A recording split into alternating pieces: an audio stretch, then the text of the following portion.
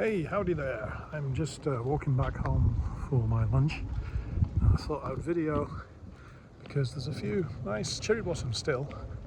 It's raining a bit now, but just thought I'd get this on film while I can. And today's topic is all about whether you should discount your lessons. Offering buy one, get one free, introduce one student, introduce your friends and get 10% off, get 50% off. Hurry, hurry, hurry, all that sort of stuff. As you can tell from my dismissive tone of voice, sorry, just watching some pigeons. Pigeons? My dismissive tone of voice, I don't really think it's a good idea. I think what you should do, if at all possible, instead of cutting price, is increase quality. Keep your price at the same level and increase quality. As a general rule, if you think about it, especially teaching English, it's a kind of a luxury thing, really. I mean, who needs to learn English? I mean, we can argue about it. Oh, it's very important for the future of the country, blah blah blah. Maybe, but ultimately, it's a middle class thing. Fairly wealthy people do, or not necessarily wealthy, but people who are educationally minded. It's not like bread and butter or rice and seaweed. You've got to pay the rice and seaweed, but not necessarily English. So you're in a market it's not cut price. It's not a commodity. You're not selling toilet paper that people will, reduce the costs if necessary. So therefore, think about it. It's a bit esoteric, isn't it? I mean, a bit up in the air to think about it that way, but think about it like this. If it's your kid, do you want to get them to learn English or Japanese or whatever they're learning because it's cheap? Oh, this lesson's cheap. It may be rubbish, but it's cheap. I would think no. Even if you're not particularly wealthy, you'd want the best for your kid, right? Well, that's the game we're in. That's the business we're in, is teaching to children often, but even for adults, whatever, rather than reduce your prices, increase your quality and keep your prices at the same amount. And then people think, oh, what a lot I get.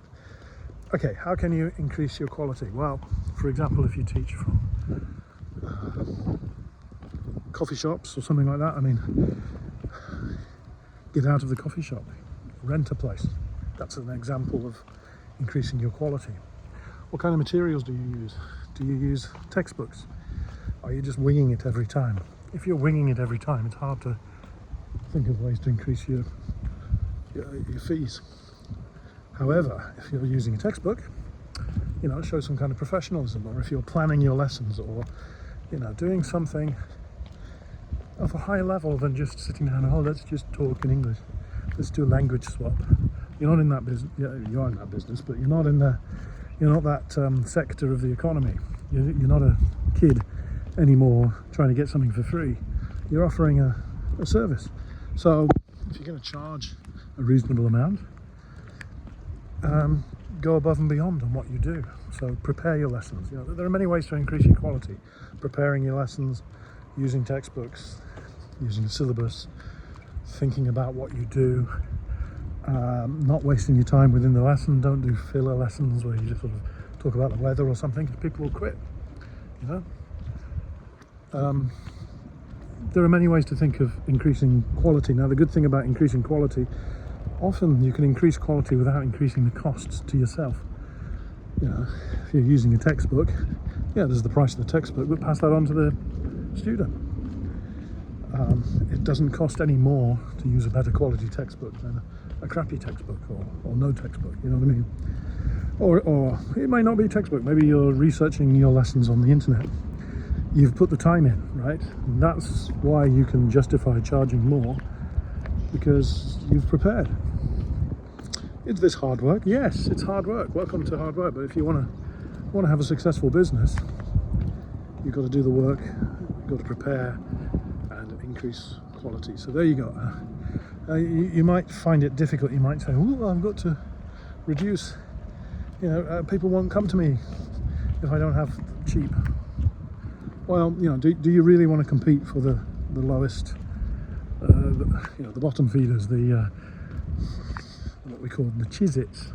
People from my hometown, Leicester, are known as Chisits because we're always going shopping and going, how much is it? How much is it? A bit stingy. Do you want that kind of person as your primary customer? I would venture no. You want people who are happy to pay more to get more quality. You raise your game, you can raise your prices. So, yeah, do that.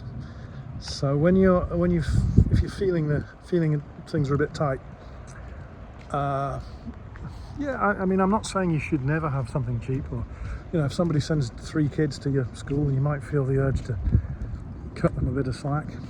Sure, I'm not opposed to it, especially when you're starting out. You might want to have a few discounts because people don't know you from Adam. But, you know, don't make that your fallback. I would suggest, yeah, like I say, increase your quality. It's better for you, better for the customers, and it increases your resilience of your company because you've got better customers, and better customers will quit or won't quit, you know. So there you go. I was hoping to finish some nice sakura blossoms, but I don't see any around here. That's a big old high school. They're just having their entrance ceremony today. More fresh blood for English teaching. Okay, onward and upward. So raise your quality, then you don't have to lower your prices.